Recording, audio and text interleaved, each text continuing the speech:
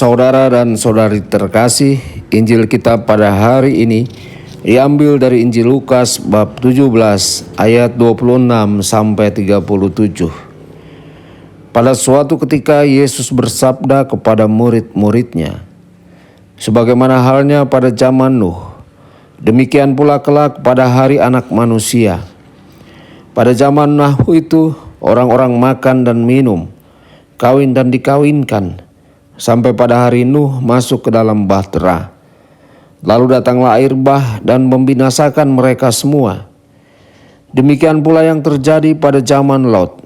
Mereka makan dan minum, membeli dan menjual, menanam dan membangun, sampai pada hari Lot keluar dari Sodom. Lalu turunlah hujan api dan belerang dari langit dan membinasakan mereka semua.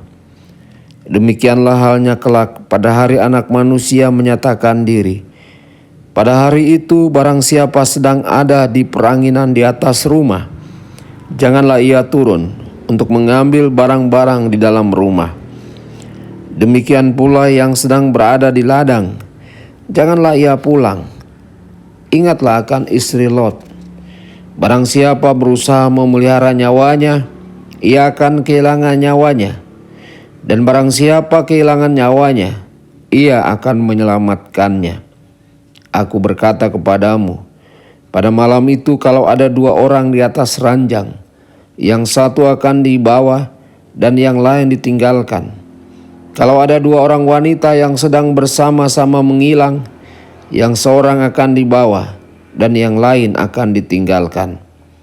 Kalau ada dua orang di ladang, yang seorang akan dibawa dan yang lain akan ditinggalkan." Para murid lalu bertanya, "Di mana Tuhan?" Yesus menjawab, "Di mana ada mayat, di situ berkerumun burung nasar." Demikianlah sabda Tuhan. Terpujilah Kristus.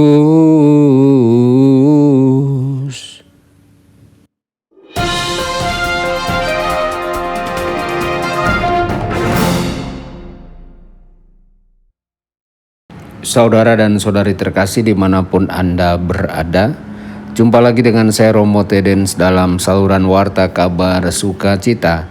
Semoga Anda semua dimanapun berada senantiasa dalam keadaan sehat dan berbahagia. Saudara-saudari, menjelang akhir setiap tahun liturgi, gereja merenungkan akhir zaman.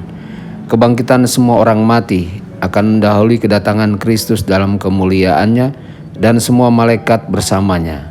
Di hadapannya akan dikumpulkan semua bangsa, dan ia akan memisahkan mereka satu sama lain sebagai gembala memisahkan domba dari kambing.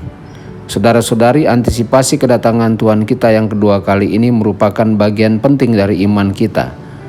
Selama misa setelah konsekrasi, umat berseru, "Ketika kami makan roti ini dan minum dari cawan ini, kami menyatakan kematian-Mu ya Tuhan sampai Engkau datang kembali."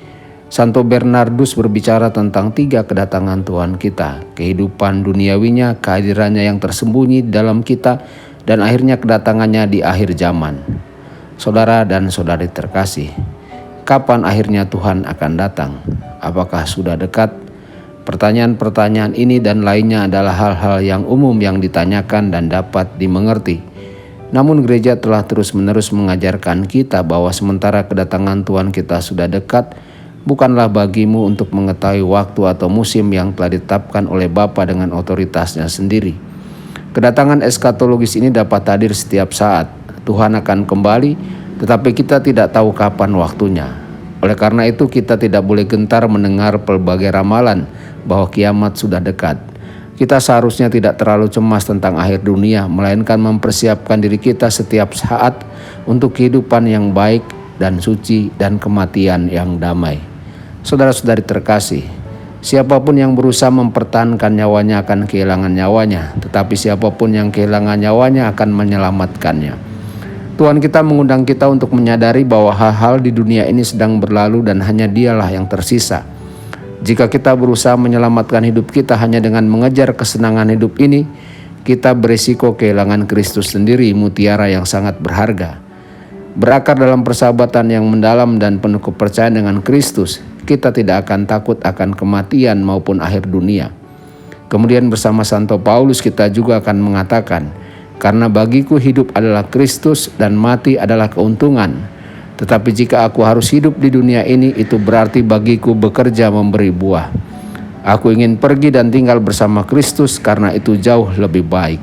Tuhan Yesus memberkati dan menyertai Anda semua. Sabda Allah